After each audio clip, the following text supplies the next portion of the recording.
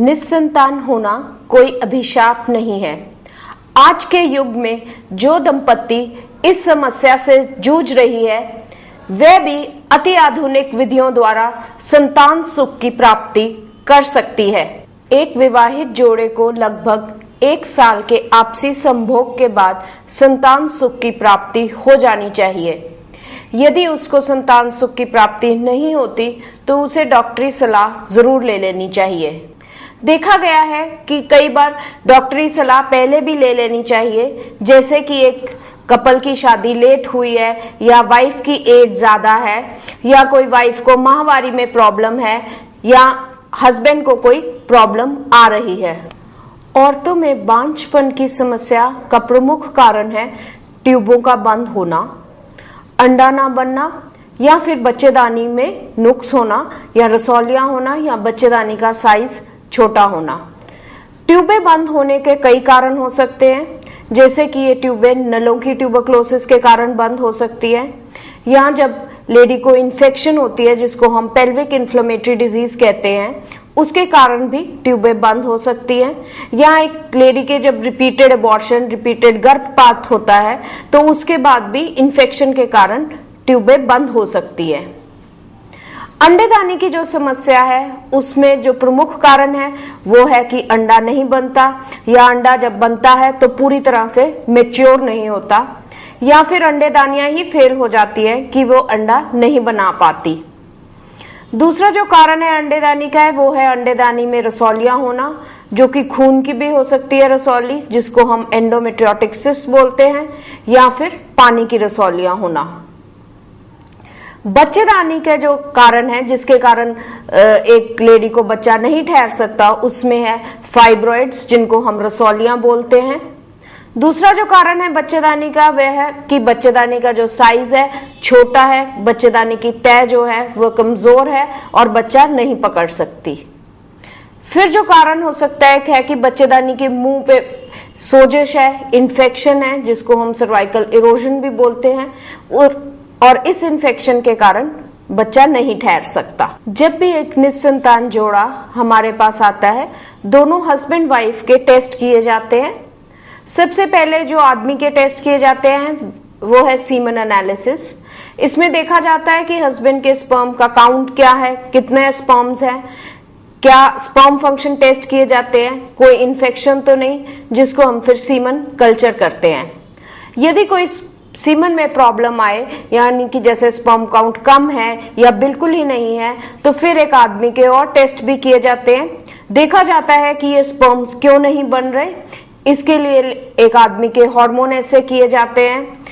उसके बाद गोलियों की स्कैनिंग की जाती है और अंदर से भी पानी निकाल के देखा जाता है कि स्पर्म्स अंदर बन रहे हैं कि बिल्कुल ही नहीं, अंदर से भी स्पर्म्स बन नहीं रहे, और यानी कि कोई ब्लॉक है कि नहीं है। एक लेडी के जो टेस्ट किए जाते हैं, सबसे पहले एक बेसलाइन स्कैन किया जाता है, जिसमें हम देखते हैं कि उसकी बच्चेदानी ठीक है, बच्चेदानी की लाइनिंग ठीक है, अंडेदानी की कोई समस्या तो नहीं है। फिर उसके बाद लेडी के हार्मोन टेस्ट किए जाते हैं, जिनसे हमें पता लगता है कि उसकी अंडे बनने की क्षमता क्या है, उसको कोई थायराइड की प्रॉब्लम तो नहीं, या और कोई हार्मोनल समस्या तो नहीं। फिर लेडी की ट्यूब्स की जांच की जाती है। जो ट्यूब्स की जांच है वो 3 तरह से की जा सकती है। एक तो हम एक्सरे के जरिए कर सकते हैं, जिसको हम हिस्टेरोसाल्पिंगोग्राफी कहते हैं। दूसरा जो है वो है अल्ट्रासाउंड के जरिए, जिसको हम सोनोसाल्पिंगोग्राफी कहते हैं। और तीसरा जो एक लेडी के पेट में दूरबीन डाल के किया जाता है। इन टेस्ट के बाद देखा जाता है कि लेडी की कोई इन्फेक्शन तो नहीं है बच्चेदानी के मुंह पे, जिसको हम कॉल्पोस्कोपी टेस्ट कहते हैं, और उसका पानी लेके भी जांच की जाती है। कई बार देखा गया है कि एक दंपत्ति जब हमारे पास आती है, उन दोनों के टेस्ट हुए होते हैं, काफी सारे टेस्ट हुए होते हैं और उनमें कोई प्रॉब्लम नहीं आती, पर फिर भी वे संतान सुख प्राप्त नहीं कर सकते। उन केसेस में स्पेशली ऐसे टेस्ट किए जाते हैं जिनको हम एंटी स्पर्म एंटीबॉडीज कहते हैं, जबकि एक आदमी का स्पर्म और उसकी वाइफ का एग का मिलन नहीं हो पाता, बॉडी में एंटीबॉडीज बनती हैं जो कि प्रेगनेंसी नहीं होने देती। आज के युग में वो आदमी भी संतान सुख की प्राप्ति कर सकता है जिसको स्पर्म्स की समस्या हो, जिसमें स्पर्म्स कम हो या स्पर्म्स बिल्कुल नहीं हो। ऐसे केसेस के लिए एक स्पेशल विधि आती है जिसको हम इक्सी विधि कहते हैं। ये उन पेशेंट्स के लिए यूज की जाती है जिसमें हमने इक्सी करनी है, जिनमें स्पर्म्स नहीं है, जिसमें कि एक आदमी के जो स्पर्म्स है अंडकोश से निकाले जाते हैं और एक एग और एक स्पर्म का मिलन माइक्रोस्कोप के नीचे किया जाता है और 48 से 72 घंटे के बाद भ्रूण बना के लेडी के यूट्रस में यानी कि बच्चेदानी में रखा जाता है। इस विधि को इक्सी विधि कहते हैं और इससे जिस आदमी के स्पर्म्स बहुत कम है या बिल्कुल ही नहीं बाहर आ रहे, जिसको हम ब्लॉकेट भी कहते हैं, वह भी अपने स्पर्म से संतान सुख की प्राप्ति कर सकता है। जब एक लेडी की ट्यूब्स बंद होती हैं तो एग और स्पर्म का मिलन नहीं हो सकता और प्रेगनेंसी नहीं होती। ऐसे केसेस में या तो हम ये ट्यूब्स खोलते हैं या फिर टेस्ट ट्यूब बेबी विधि द्वारा, जिसको हम IVF ET कहते हैं, यानी कि परख नली शिशु विधि द्वारा प्रेगनेंसी कर सकते हैं।